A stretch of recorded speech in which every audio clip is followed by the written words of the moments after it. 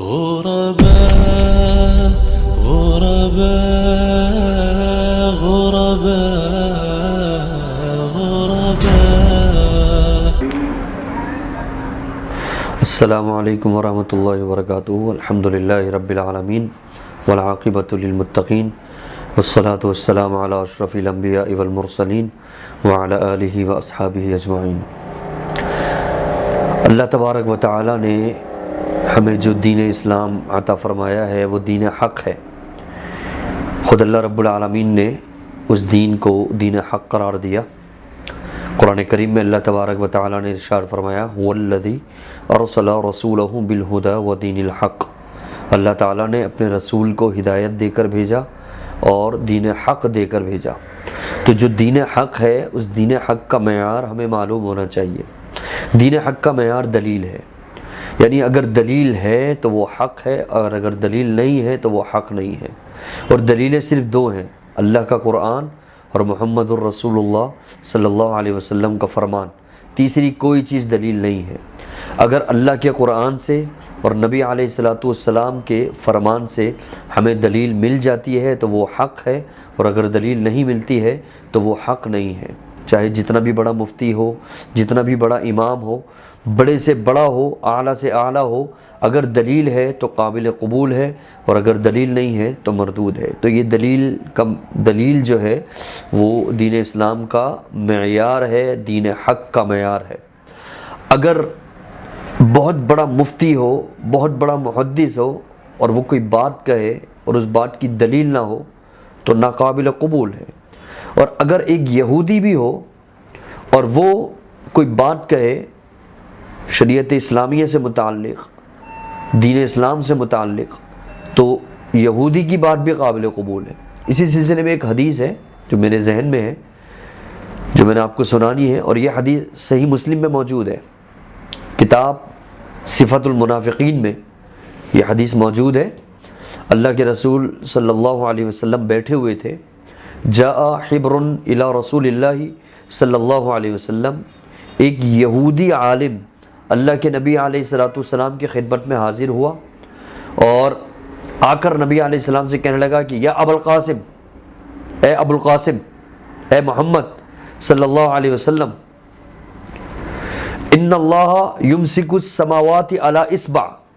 وہ یہودی کہتا ہے کہ اللہ کے نبی علیہ السلام، اللہ تعالیٰ قیامت کے دن ساتوں آسمانوں کو اپنی انگلی پر اٹھا لے گا، والارضین علی اصبع، اور ساتوں زمینوں کو اپنی دوسری انگلی پر اٹھا لے گا، والشجر والجبال علی اصبع، اور دنیا کے سارے درختوں کو اور پہاڑوں کو اپنی تیسری انگلی پر اٹھا لے گا، اور والماء والثرى علی اصبع، دنیا کے سمندروں کو اور دنیا کی تمام چیزوں کو وہ اپنی چوتھی انگلی پر اٹھا لے گا، وسائر الخلق علی اصبع، اور کائنات کی بقیہ ساری مخلوق کو وہ اپنی پانچویں انگلی پر اٹھا لی.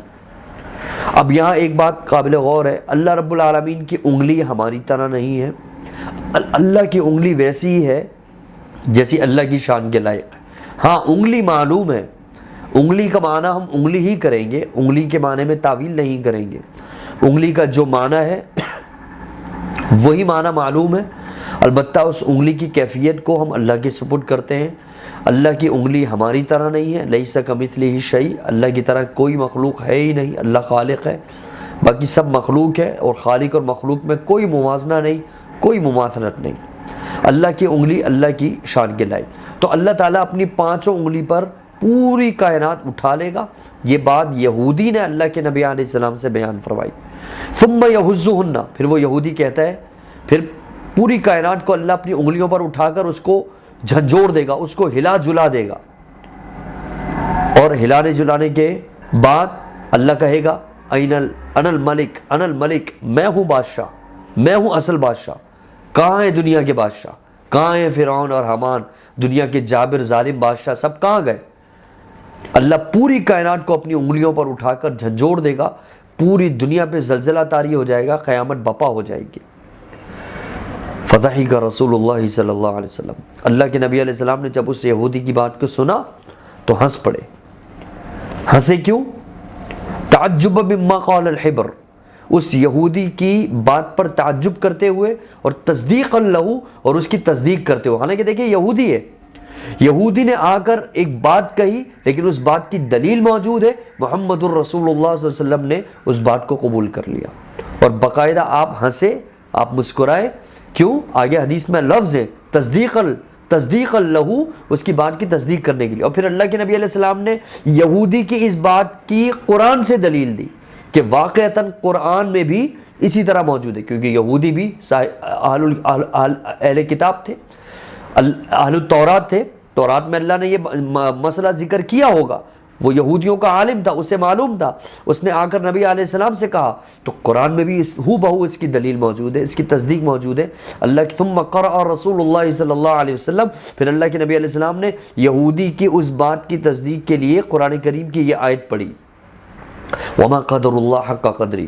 قرآن میں اللہ نے فرمایا لوگوں نے اللہ کی قدر نہیں کی جیسے اللہ کی قدر کرنے کا حق تھا. اللہ کا خالق، اللہ مالک، اللہ رازق، اللہ ہی سب کو کھلاتا ہے، اللہ ہی سب کو پہناتا ہے، ہم سب اللہ کے ٹکڑوں پر پلتے ہیں، اللہ ہمیں شفا دیتا ہے، اللہ ہمیں اولاد دیتا ہے. ہمیں اللہ کی کتنی قدر کرنی چاہیے تھی، لیکن لوگوں نے اللہ کی قدر نہیں کی جیسے اس کی قدر کرنے کا حق تھا، بلکہ اللہ کے ساتھ دوسروں کو شریک ٹھہرانا شروع کر دیا.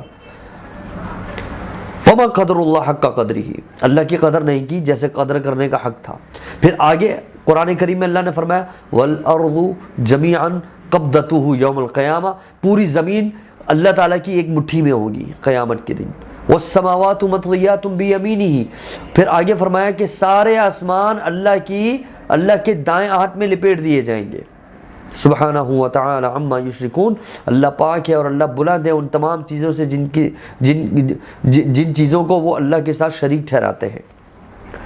تو اس یہودی نے ایک بات کہی، اس کی دلیل قرآن میں موجود تھی، اس کی بات کو قبول کیا گیا. اور بڑے سے بڑا محدث ہو، بڑے سے بڑا عالم ہو، اگر وہ بات بغیر دلیل کے کہتا ہے تو اس کی بات کو قبول نہیں کیا جائے گا. کیوں؟ اس لیے کہ دین حق کا معیار دلیل ہے، اور دلیلیں صرف دو چیزیں ہیں، ایک اللہ کا قرآن اور ایک محمد الرسول اللہ صلی اللہ علیہ وسلم کا فرمان. تو یہ سوشل میڈیا پر یہ جو بازار گرم ہے ایک، کہ ہر کوئی آتا ہے، چار بندے بٹھاتا ہے اپنے سامنے اور اپنی مرضی سے دین اسلام کا نام لے کر، احادیث کا نام لے کر اپنی مرضی سے من گھڑت مسئلے بیان کرتا ہے جس کی کوئی دلیل نہیں. وہ چرب زبان ہو سکتا ہے، لفاظی کرنے والا ہو سکتا ہے، اپنی بات کو گھما پھرا کر آپ کو مطمئن کرنے والا ہو سکتا ہے، لیکن اگر اس کی بات دلیل پر قائم نہیں ہے تو اس کی بات کو بالکل بھی قبول نہیں کیجیے. دلیل صرف اللہ کے قرآن سے ہونی چاہیے اور محمد الرسول اللہ صلی اللہ علیہ وسلم کے فرمان سے ہونی چاہیے. اللہ تعالی ہمیں دین حق کو سمجھنے کی،